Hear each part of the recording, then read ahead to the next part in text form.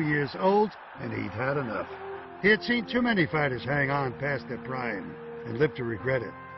Rock was going to get out while he was on top. So on April 27, 1956, Rocky Marciano announced his retirement from the ring. His wife had pleaded with him to do so.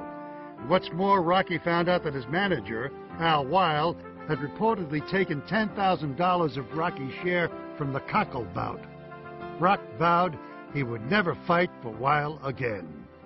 I promised my wife that I would retire before the month of May arrived. We were on a vacation in South America when I made that promise. It started becoming a job at the end when he was getting ready for his last fight, Archie Moore. And I think he realized that. And he said, you know what? Again, going back to the Italian, the ethnic thing.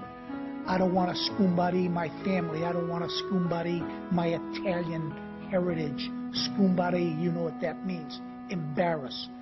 Maybe I got to start thinking about retiring. I like to profit by others' mistakes, and if Joe Louis couldn't make a successful comeback, I will not try it.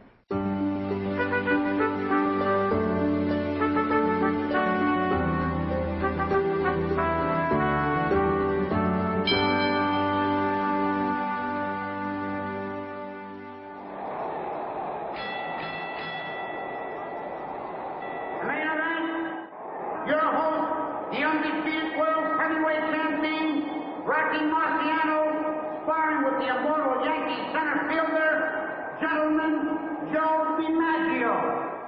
Joe, I keep looking at that picture up there with the former president. Great day. It seems like we're always meeting at a testimonial or a benefit.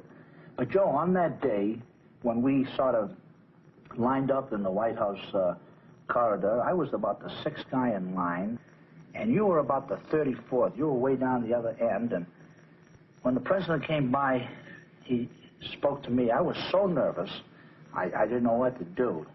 He kept on going around, and he didn't stop at any one athlete. There were 49 of us, but when he got to you, he stopped, shook your hand, and it seemed like about 2 minutes he talked to you personally.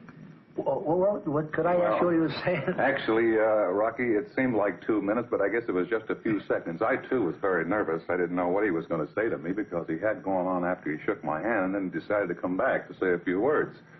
And it was, he says, Joe, have you ever been to Paris? And I said, yes. He said, you ever drop into an eating place? And of course, he named a name, and I don't remember. He says, there's a fellow there, it looks just like you. He says, do you remember the place? And I said, no, I'm sorry, Mr. President, I don't.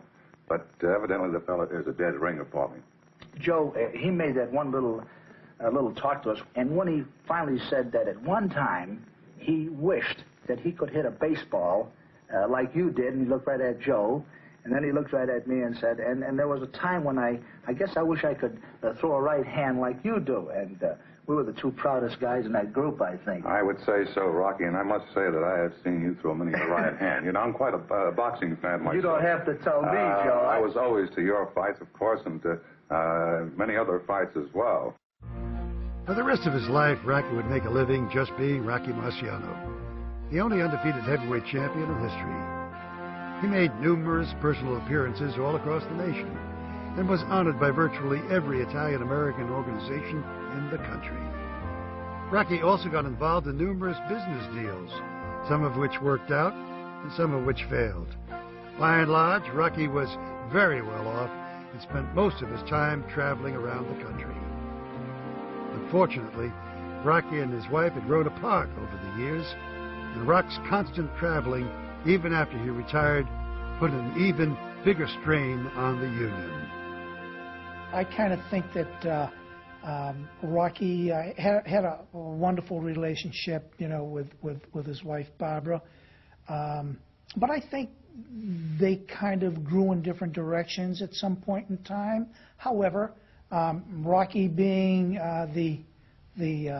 again with the Italian background, Catholic background, the marriage stayed together. They tried to make it work.